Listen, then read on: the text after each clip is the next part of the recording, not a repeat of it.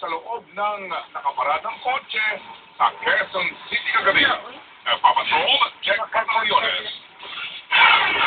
Malas walang mukhang maipakita ang dalawang estudyanteng ito matapos umano silang mahuling nagtatalik sa loob ng isang kotse sa may barangay Mariana sa Quezon City kagabi. Ayon sa pulisya, nagpapatrolya sila nang makita nila ang kahina-hinalang sasakyan na nakaparada sa madilim na bahagi ng 7th Street. Kasi madalas yan yung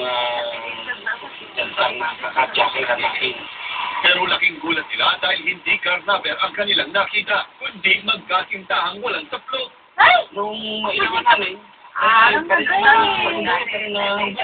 Pero imbis na sumama sa mga pulis, mabilis umanong tumakas ang dalawa. Ilang minuto tumagal ang humulan, pero nasiraan ang gulong ang sasakyan sa may Aurora Boulevard at doon na sila nasukol ng mga pulis.